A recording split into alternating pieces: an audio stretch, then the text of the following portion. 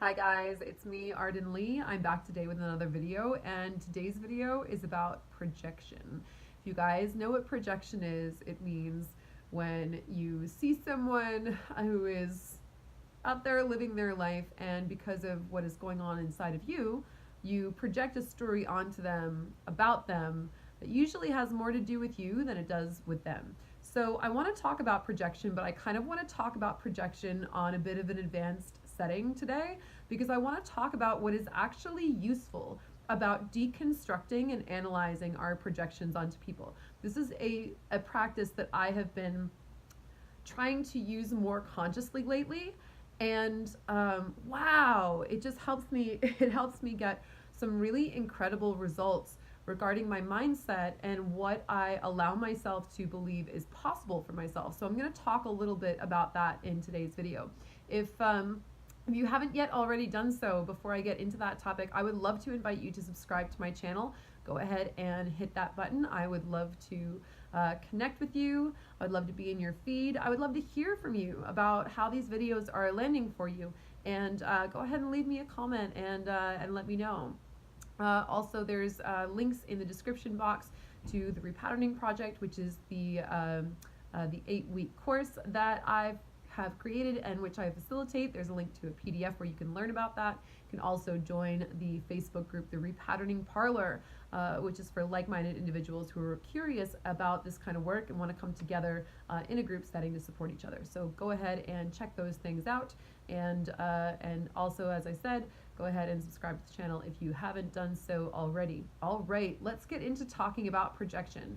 I'm really excited to talk about this topic today. So projection, as I said, is normally something that is looked at as bad, as something that we want to stop doing.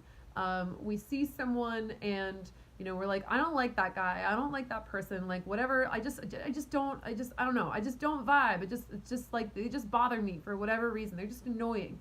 And most of the time, as a lot of people who are spiritual teachers or mindfulness teachers will tell you, that's actually more a reflection of something that you don't like about yourself, or something that you're not allowing yourself, that you're looking at and seeing in that person, and it's being reflected back to you, and that's why it's triggering a sort of dislike. And for a lot of people, when they start to be able to see that, they acknowledge, like, oh wow, that's really true. And once I started really examining that, bringing my conscious awareness to it, I was able to remove my feelings from the equation to see where they were really just a reflection of me, and kind of like, actually be friends with that person.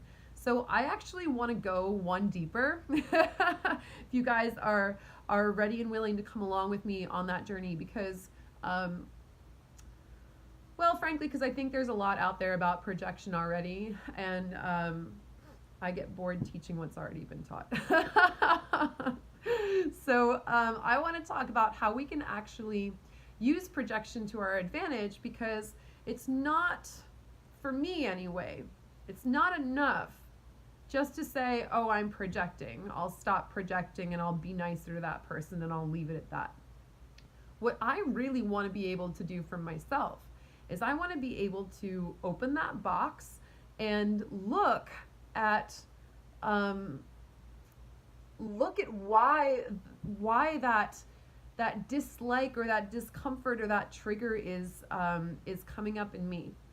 And I'll give you guys an example. I'll give you an example of one that I've seen other people react to really strongly, and then I'll give you some examples of ones that I've started looking at for myself.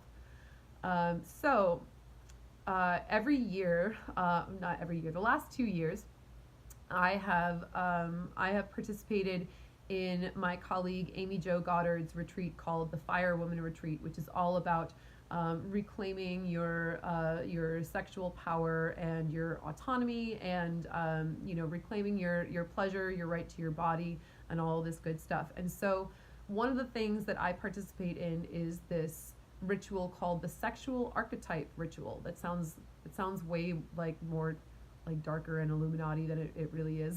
What it is there's about a dozen of us who volunteer as actors to portray these sexual archetypes, these feminine sexual archetypes specifically.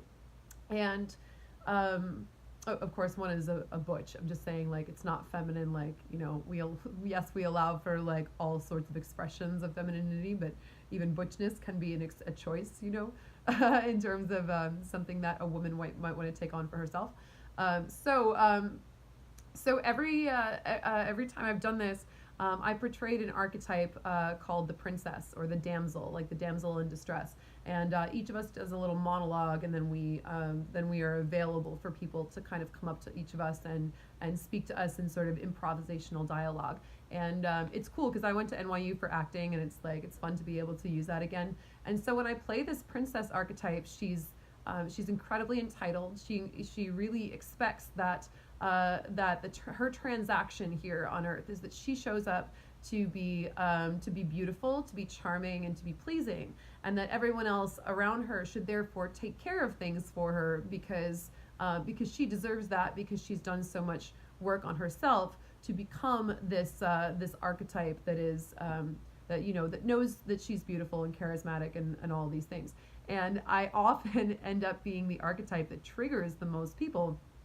When Amy Jo says, "Okay, go find the archetype that you feel the most uncomfortable with or the most triggered by," it's almost inevitable. I get like a ton of people coming over to me and saying like, "Oh my gosh, I feel like I hate you. Wow!" Like, not me personally. I hope, thank God. But like, wow, I feel so much anger and so much disgust at you. And of course, this is always like fun for me as an actor to play with. Even Amy Jo herself this last time was playing with me as I was in character, and I was like, well, what else would someone possibly want in a partner, Amy Jo? And she was just like rolled her eyes and walked away. I was like, don't blame me, Amy Jo, blame the patriarchy that created me. And anyway, it's just it's super fun. But what so many women at this retreat realized, who were triggered by my specific characters, they were like, oh, I was triggered by that because I realized I don't allow myself that I feel a responsibility to take care of everyone else around me, and I never let anyone take care of my needs, and that's why it makes me angry, because I'm not doing that for myself. So then it's like, aha, there we have it, right? There's the key right there. That's why this is something that you are finding particularly upsetting. If something is like, how did you decide that you deserve that? Or like my mom, as I was growing up, would always be like, who let her do that job? They should have picked you, or whatever. Like, if she saw like a commercial or something with a woman who looked like me on it or whatever, like, who let her do that, right? And and so always it's like it's this mirror that's showing us, why are we upset about this? What part of this is something that we're not allowing ourselves? So whenever I feel that nowadays, I certainly have felt plenty of that spark of jealousy or anger or upset at the way that someone else is living their life. And so I started to kind of get to the point where I very quickly skip that stage of feeling upset, and I open up that box and I unpack it. I'm like, what's here for me? What's useful about this? So I'm going to give you an example now of something that I've done for myself. So I gave you an example of how my archetype at this particular retreat triggered women into seeing what they were not allowing themselves. And so now I'm going to talk about one's art, like people who are just out there living their lives that I start projecting on because it's showing me what I'm not allowing myself. So one of them, for example, I was scrolling through Instagram, and there's this woman I follow who seems, I've never met her in real life, but she seems really lovely. She is very much in the spiritual community. She is also a singer-songwriter. I have a band. My project is called Arden and the Wolves, for those of you who might not know already. Her music is a little different from mine, but we're both singers and songwriters and creators in that sense, and we're both involved and bringing through a lot of spirituality in terms of our messaging and the communities that we belong to, even though they're different. So I'm going through her, I'm passing by some of her posts on Instagram, and there she is, and she's in Bali with this like long-haired, exotic-looking lover that she's in a relationship with, um, and I posted this sort of as a joke, but like a joke that I wanted to not be sarcastic and dismiss with, but actually like start to unpack for myself. And it was like late at night, and I just posted on my Facebook. I was like, can I even consider myself spiritual if I've never taken a lover to Bali?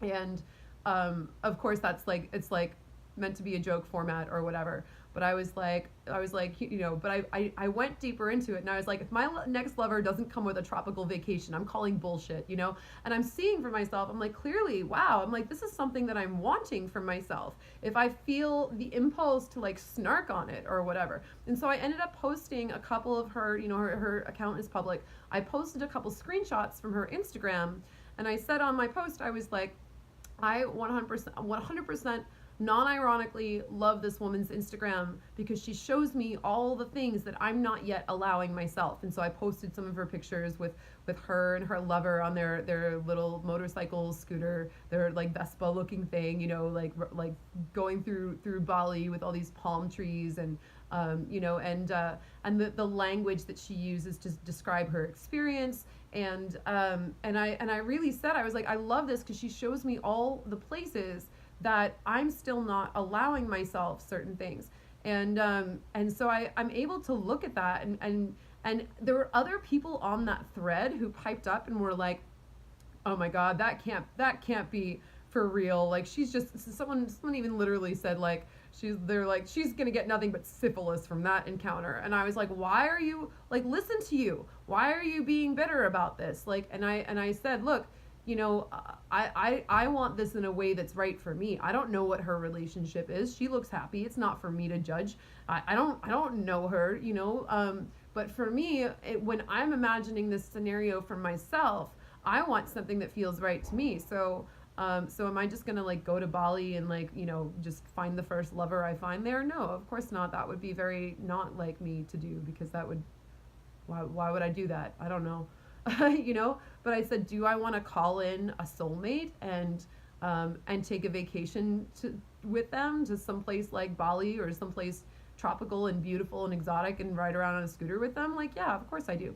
And even this person who is, being kind of snarky at first was like, wow, yeah, I have to admit, like that sounds great. Like, wow, yeah, manifest the soulmate and then take a tropical vacation. And I'm like, there, you see, it's not so hard. Like, that's all you have to do. All you have to do is open up the thing, that part of you that wants to snark at things, and open up and say, why am I snarking at this? What am I not allowing myself? I did the same. I feel like I'm like teetering on thin ice here with how far I'm allowing my mind to stretch today, because I did the same thing earlier today with Teal Swan. And like, I'm very aware of how problematic so much of Teal Swan's work is and her material. And of course, there's so much in me that wants to say like, who let her have this great big following? And look at her, she's being racist and she's advocating for suicide. She's not responsible with her following, and all of that might be true. But I also took a moment to like think about what that was triggering in me. And I looked through, some photos of her, and even the article I was looking through was one that was, calling out her bullshit and whatever. And if you guys don't know Teal Swan, just look up Teal Swan, Gucci Guru is the article I was reading by B. Schofield on Medium that exposes what is problematic about her practice and her cult. That was what the article called it. I'm not familiar enough with her to say whether she's a cult or not, but whatever. She has a very large following, and she clearly is being very supported by her community, and both financially as well as emotionally and logistically and a lot. And I looked at that and I was like, what is this triggering in me? And I'm looking through it and going like, okay, I know I can test for my own discernment in my body that I would never say some of these things that she's saying. So I can safely say that I don't want to like be Teal Swan. I was like, is this problematic, Arden? Are you empathizing with this person who many agree has caused harm in the communities to the point where you're bypassing your own don't like I don't want to bypass any potential harm that I might do. So I continually checked in with myself, and I was like, would I say that? No. Like, would I do that? No, that would be ridiculous. That would feel awful, those words coming out of my mouth. But I was like, why, what here is the thing that is getting me kind of incensed about this? And I looked at this picture of her, and she's in this, it's in this article that I mentioned. And I looked at this picture of her, and she's sitting in the back seat of a car, and she's kind of leaning forward like this, and there's a man. We can't see him, but we can see his hands, and his hands appear to be the hands of a man, his hands and arms, and who's putting makeup on her face. And I was just like, wow. The idea of trusting a man, having a man in my life that I trust to take care of me to the point where I would let him put makeup on my face in the back of a car. That is a level of feminine surrender that I have not allowed myself to have. Similarly, she apparently says, the article says that she believes that her art can heal the world. And there was a picture of her with a sort of mandala looking thing. And I noticed that picture as well. And I was like, wow, wouldn't it be great if I was thinking this past Witch Haven retreat this past weekend that I facilitated. During some of our downtime, we were coloring in some of those like adult coloring books, and I have these lovely coloring books full of mythical creatures that are so great for this Witch Haven retreat.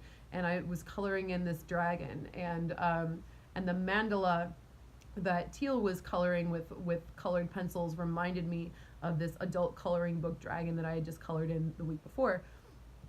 And I was like, it would be great if I could allow myself to believe that my coloring in a dragon would heal the world, like if I could have that much confidence in myself to believe that every little thing that I do has the potential to be healing.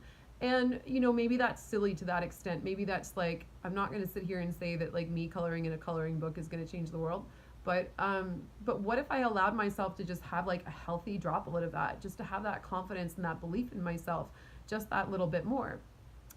So again, it really doesn't matter like who you're looking at.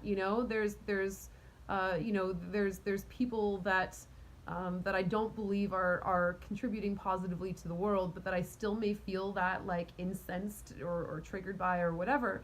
And I'm in a practice now where I open up and I'm like, why is that bothering me so much? What is that person allowing themselves to have that I'm not allowing myself to have? How can I take that thing that person is allowing themselves to have and allow myself to have it while still remaining in my integrity, right? So that's the difference, is I'm going to take the thing that works for me out of that projection, out of that what I'm looking at or observing about another person or saying is wrong or bad or whatever, and I'm going to try and use the thing that works for me.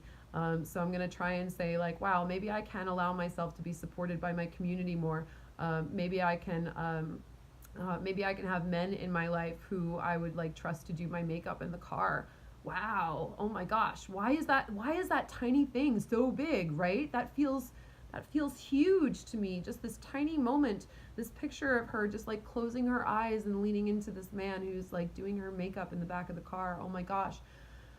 When have I ever allowed myself to do that? I barely allow people to do my makeup on my own photo shoots. I always do everything myself.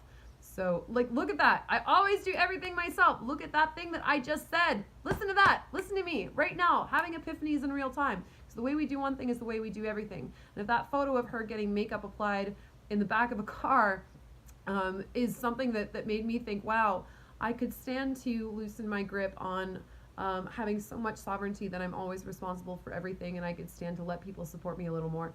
I just think that's it's like the next level of understanding projection. It's where, we can take projection, we can have projection, like unconscious projection, just going around and like making up stories about people and deciding we don't like people based on whatever. We can take it to that next level and say, no, this is actually about me. I don't have a problem with this person. Let me just try to be nice to them and just, own that, something is my shit.